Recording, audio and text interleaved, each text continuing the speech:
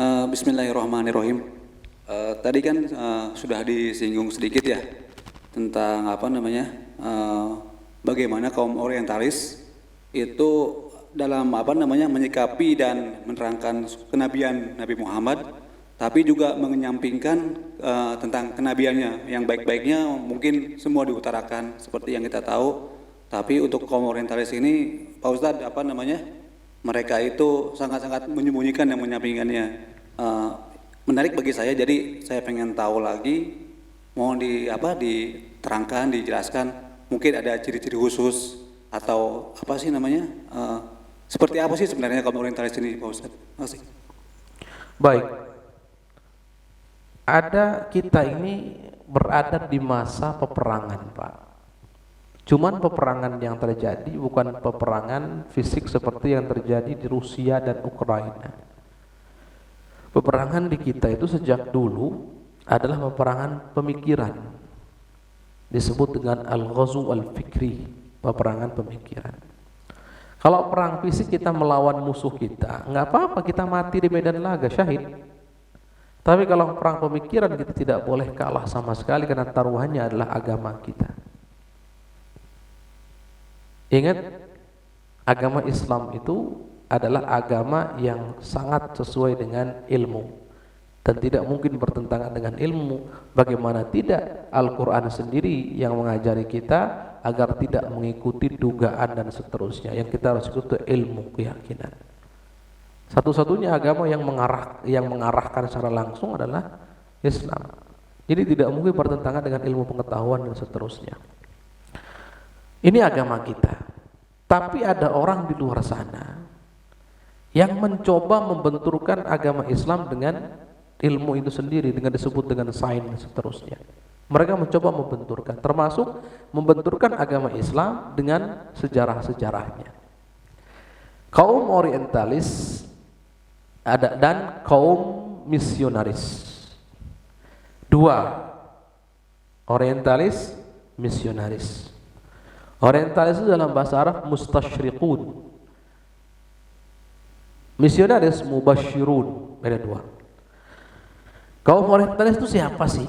Kaum orientalis adalah kelompok orang-orang yang memang mempelajari kebudayaan timur, khususnya tentang agamanya itu agama Islam, dengan tujuan untuk mencari kelemahan-kelemahan yang terdapat di dalamnya atau sesuatu yang bisa dijadikan alat untuk menggoyahkan keimanan para pemeluknya. Jadi mereka memang dari awal tujuannya untuk itu. Ini yang disebut dengan orientalis. Tujuannya untuk itu. Bukan mereka mempelajari sejarah itu karena pengen tahu kebenaran yang nyata, tidak.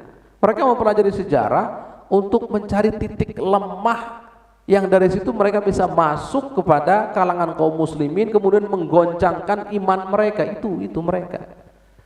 Nah, mereka itu lihat, menemukan di antaranya mereka menganggap titik lemah, padahal nggak mungkin Islam punya titik lemah, kan nggak mungkin, karena sesuai dengan ilmu pengetahuan, tidak mungkin bertentangan.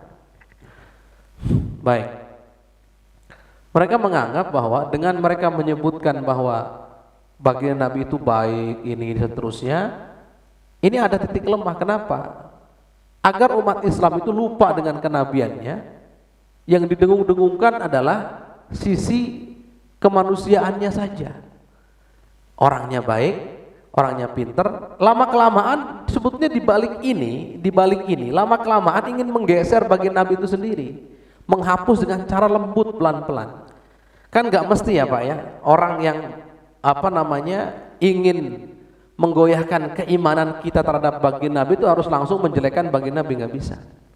Kalau ada orang luar datang ke kita kemudian mengatakan, oh Nabi kamu itu begini, semuanya hal yang negatif, langsung kita tolak kok, gampang. Karena kekuatan cinta, kekuatan iman masih ada di kita. Tapi kalau awal dia datang, dia, oh saya sepakat dengan kamu ya, Nabi kamu memang great, orang yang hebat, orang yang luar biasa dan seterusnya. Kita kan jadi simpati ke dia, oh berarti ini orang memang mengakui ya. Awalnya begitu, nanti lama-kelamaan dibom lagi sama dia. Yang baik yang lain juga banyak, yang pinter yang lain juga banyak, yang cerdas yang lain juga banyak, yang ahli strategi perang yang lain juga ada dan seterusnya. Akhirnya kita apa? Menyamakan baginda Nabi dengan yang lain.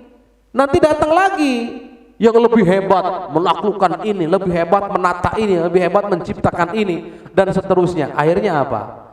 Tidak ada lagi baginda Nabi di hati kita karena ada yang lebih hebat dari baginda Nabi. Tujuannya ke situ. Sedangkan kenabiannya ditutup rapat kan begitu tujuannya, Pak. Jadi mereka itu membunuh dengan lembut, menggoyahkan keimanan dengan lembut. Gak ada di antara mereka langsung mencaci maki, itu gak ada ceritanya. Orang-orang barat ini menggunakan strategi musuh dalam selimut dan seterusnya. Mereka tidak menggunakan strategi ayo kita perang. Sekali lagi, perangnya perang pemikiran. Sama seperti jihad, nanti kita pelajari jihad itu. Hukum jihad dalam Islam itu apa sih? Kalau imam sudah memerintahkan maka wajib. Presiden kita memerintahkan besok kita perang, selesai perang itu sudah. Nggak ada kata nggak lagi itu. Kalau sudah imam memerintahkan. Atau nanti datang nantilah Imam Mahdi atau siapa ngajak perang, sudah selesai perang itu. Hukum jihad. Atau ada orang yang menjajah negara kita masuk ke negara kita, maka saat itu wajib sudah jihad itu. Karena mereka masuk ke pertahanan kita. Hukum itu masih tetap ada. Tapi lihat kaum orientalis ini punya trik yang cerdas.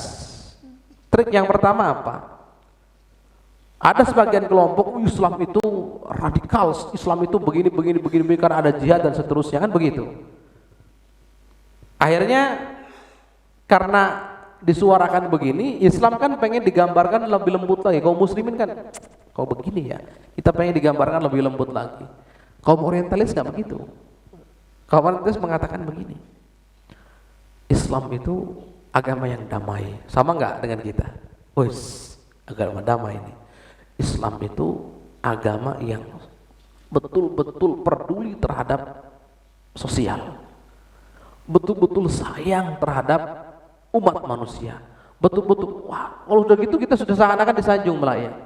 Ujung-ujungnya makanya nggak mungkin dalam Islam ada namanya jihad. Ujung-ujungnya memadamkan api jihad dengan cara yang lain. Dengan cara yang lain. Nanti kita pelajari itu di sini. Ini fikih sirah ini memang pelajaran sejarah, sekali lagi kita bukan hanya sekedar belajar, tapi memahami sejarah dengan benar. Memahami sejarah dengan benar. Maka sebelum kita masuk dalam sejarahnya nanti ada muqaddimat, bagaimanakah cara memahami sejarah dengan benar nanti. Ilmu apa yang kita gunakan dan seterusnya. Baik, Allah alam. Semoga bisa bermanfaat.